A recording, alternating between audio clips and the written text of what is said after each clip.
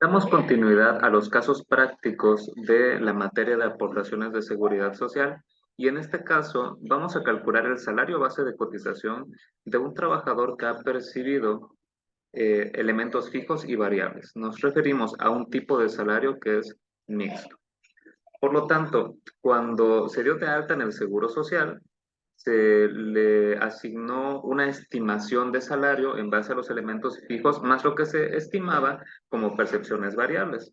Pero al inicio de cada bimestre se tiene que hacer una modificación salarial para especificar cuál es la cotización que tendrá a partir del nuevo bimestre, de acuerdo a los montos que ha percibido, pues precisamente en el bimestre inmediato anterior. Así lo establece el artículo 30 de la Ley del Seguro Social en su fracción tercera. En los casos en el que el salario de un trabajador se integre tanto por elementos fijos y variables, se considerará de carácter mixto, por lo que, para efectos de cotización, se sumará a los elementos fijos el promedio obtenido de los variables en los términos de la fracción anterior. Por lo tanto, los pasos que vamos a desarrollar serán calcular el promedio de salarios fijos y adicionar el promedio de los variables de acuerdo a los montos que se percibió en el bimestre inmediato anterior. Así es que, dicho lo anterior, vamos a proponer el siguiente caso práctico. Vamos a determinar el salario base de cotización con prestaciones mínimas de ley y también algunos premios de asistencia y bono de productividad que otorga esta empresa. Para tal efecto, se desea conocer el salario base de cotización de un trabajador que percibe prestaciones mínimas de ley, pero también prestaciones como es premio de asistencia y el bono de productividad. Mención aparte tiene este premio de asistencia porque recordemos que conforme al artículo 27 de la Ley del Seguro Social contiene una exclusión del salario base que se cuantifica a razón del 10% del salario base de cotización. Entonces, es uno de los elementos a considerar en el cálculo que desarrollamos a continuación.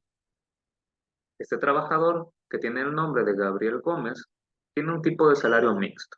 El puesto que desempeña es contador de la empresa y ha ingresado desde el día 18 de noviembre del año 2020 con un salario diario de 340 pesos. Ese es su salario, el salario tipo fijo, del cual se derivan las demás prestaciones.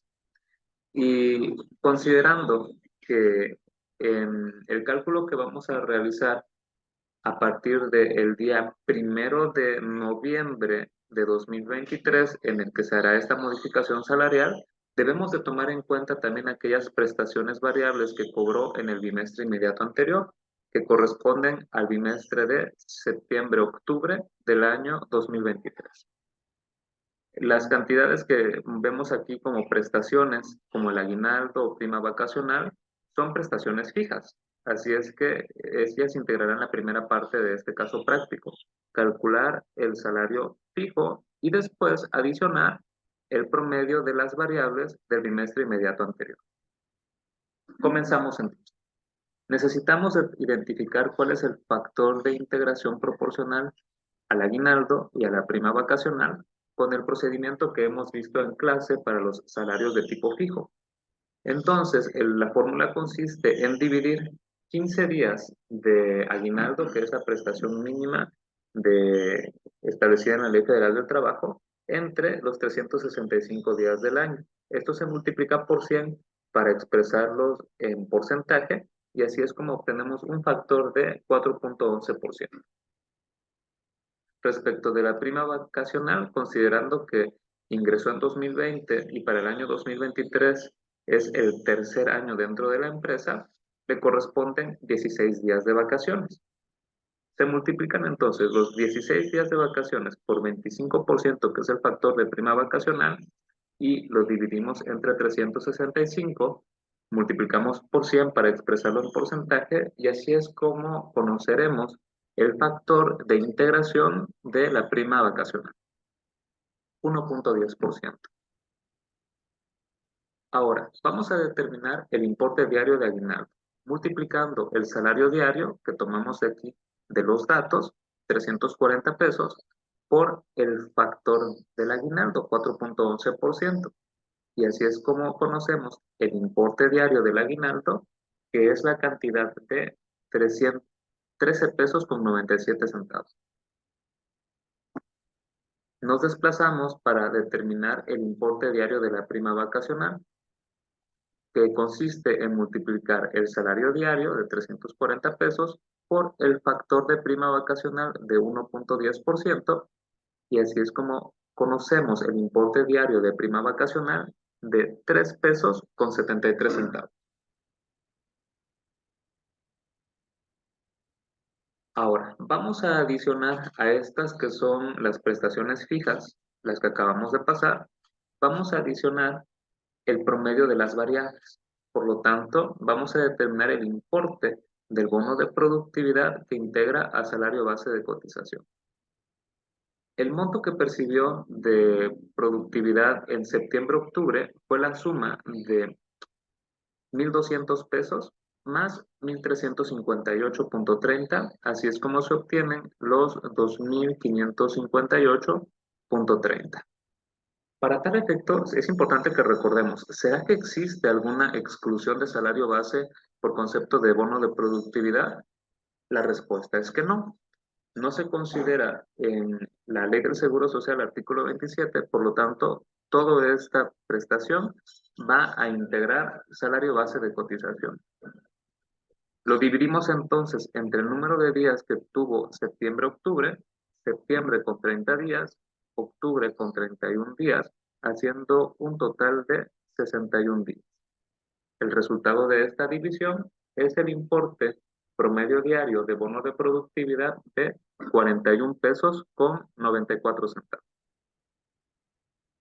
Ahora, en este punto pareciera que nos brincamos o que no hicimos caso a los otros bonos que estaban antes, me refiero al premio de asistencia, pero no fue una decisión al azar, sino es que decidimos posponerlo porque el bono de productividad no tiene exclusión, pero el premio de asistencia es una prestación que sí tiene exclusión conforme al artículo 27 de la Ley del Seguro Social.